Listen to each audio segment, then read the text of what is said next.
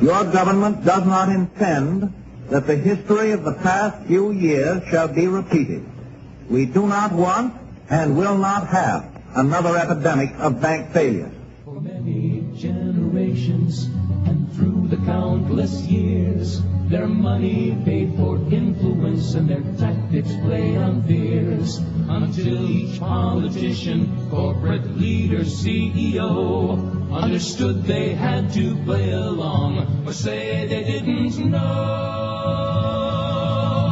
Don't let it slip away. The framers tried to warn us. Welcome back, ladies and gentlemen, to the Monday edition of the Power Hour. Yeah, they're all playing along what they say. They didn't know. That's the way the game is played. This is Dave Von Kleist and Joyce Riley. Our guest this hour is Bob Chapman from, the International Forecaster.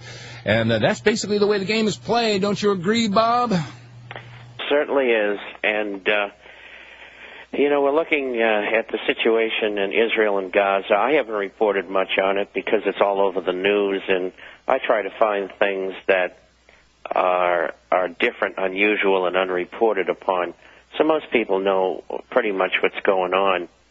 I did write run a piece, a link with Global Research on the intentions of Israel taking over not only Gaza and Palestine, if you may, as well as Syria and Lebanon.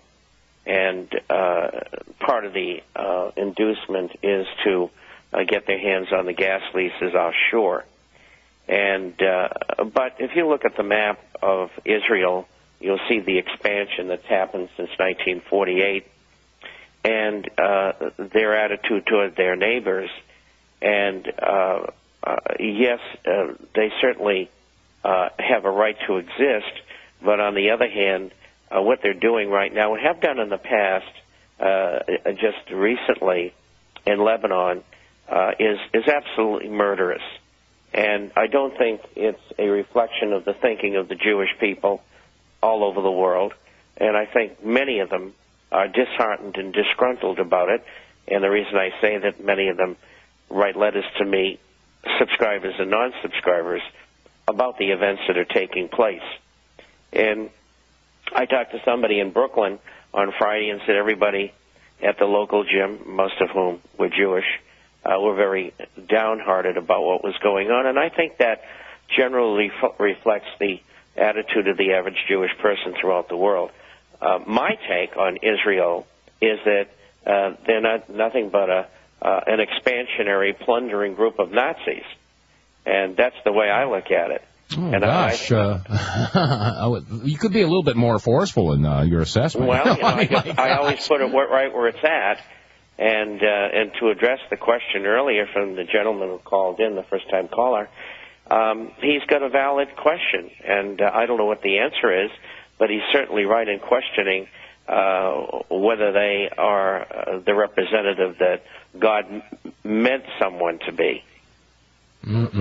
Well, let me ask you, before we went to the break, the situation over there in the Middle East, of course, is just getting bigger and bigger, and now Lebanon is starting to react. Do you see this thing, well, obviously I think it is going to be starting to mushroom into something a whole lot bigger, but how long do you figure it'll be before it starts to really affect the markets? Well, first of all, it's subterfuge. They didn't want to come out and attack Iran and take all of that territory in an outright war, they being the industrial complex in the United States, England, and in Israel. And this is kind of a backdoor way of doing it prior to the Bush administration leaving, because all the companies that are going to make all the money in this thing are connected to these people. And so they wanted to leave with a burgeoning war in progress. And I think Israel and some members of the elitists behind the scenes want a third world war because it's very profitable, and it also will distract from the terrible economic circumstances that beset not only the United States but the entire world, and they're getting daily worse, and they're not getting any better, and they're not going to get any better.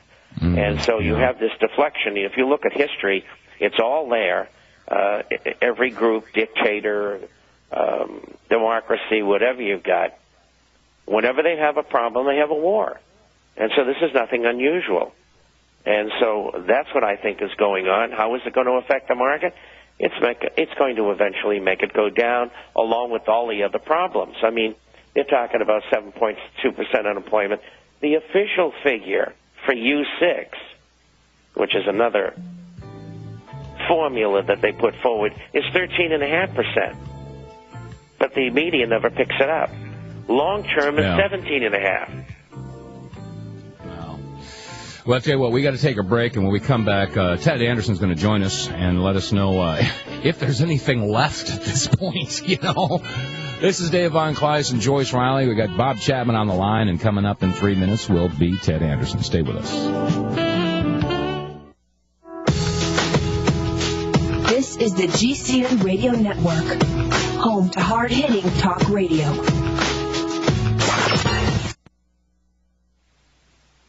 We're in a lot of trouble. Brainwashed by the Nikkei, brainwashed by Dow Jones, brainwashed by the FTSE, NASDAQ and secure loans, brainwashed us from Brussels, brainwashing us in Bonn, brainwashing us in Washington, Westminster in London. Welcome back, ladies and gentlemen, to the Monday edition of the Power Hour. Yeah, we've been brainwashed, and that's why we hand out brain brushes on a regular basis on this program in the hopes that every listener will stick them in their ears, scrub vigorously, and remove years of built-up propaganda. This is Dave Von Kleist and Joyce Riley. How do we do this? How can we afford to keep this program on the air?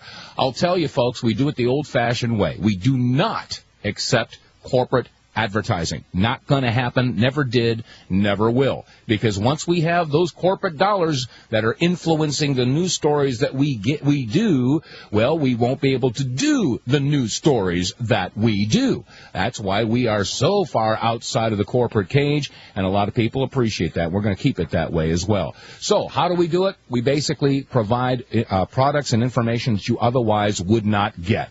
Health products like the essential oils, or the North American urban spice products, or the Himalayan salt products, or all of the other good things that we have at the Power Mall. Please visit our Power Mall, thepowermall.com. Check out the stuff that's there. I guarantee you it is uniquely.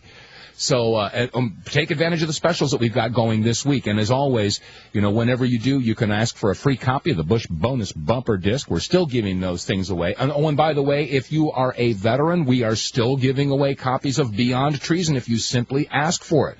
So, I mean, this is the effort that we're putting out there, desperately trying to wake up this country and help them to have the information because, after all, knowledge is power. We want to empower you with not just the knowledge, but the products that you're going to need to get through what's coming. And it's not a matter of if, it's a matter of when, and the regular listeners know it. So call us at 877-817-9829. That's 877-817-9829. Get your seeds, get your greenhouse going, get all this stuff going. You're going to need it, folks. You really are. It's better to have it and not need it than to need it and not have it. So, again, call us at 877-817-9829 or visit thepowermall.com. All right, joining us on this Monday morning is Ted Anderson from Midas Resources. And, Ted, I know that you've had some challenges placed before you in the past several weeks, if not a couple of months, trying to find precious metals, because from what I'm hearing, they're just nowhere to be found. Gold is like dried up, and yet the price of gold is still sitting right around $850. I mean, what's the deal here? Well, gold and silver both are real tight in supply right now, and it's more of a challenge to buy than it is to sell. There's no question about it at this point. Oh yeah, you anybody think? anybody that's entering in the marketplace has found that out. We have about a $25 decrease in gold prices today on the spot, which means that the COMEX is down. Right now, $24.60, which puts gold at $8.29. It's times like these where I just step up and I try to buy as much as I can. Because I don't even know if we'll see $700 an ounce again, or even anywhere near the high 700s. We've been doing this. It's been, I think it's been 5 weeks now, that gold has been lower on Monday and ends up higher on Friday. And so what I do is I try to get in and take advantage of these times where I can pick it up at a lower price, hold on to inventory, and hopefully pass on the savings to the investors who want to get into gold at this time. But you're right. There's a lot of people out there right now that can't even afford to have silver nor gold. And for those people, I would suggest at least you pick up the Creature from Jekyll Island book. Take the silver dollar that's inside of it and keep it for yourself. Read the book and then pass it on to somebody that needs to read it. You know, they're $26.45, $6.50 is the postage alone. That brings it down to $19.95. And I can tell you right now, G. Edward Griffin is selling this book at the bookstores right now for about $29. So it's a fabulous buy. And the other thing too, I know that most of the audience here is educated on the ways of the Fed and the World Bank and this kind of thing. But people who don't know need to know. And that's why you take the book, you read it, you brush up on your knowledge, and then you pass it on to somebody that needs to learn and needs to find out what that's all about. Right now, Dave, the best thing that we have in the silver market still is the Walking Liberty half. They're at $8.40.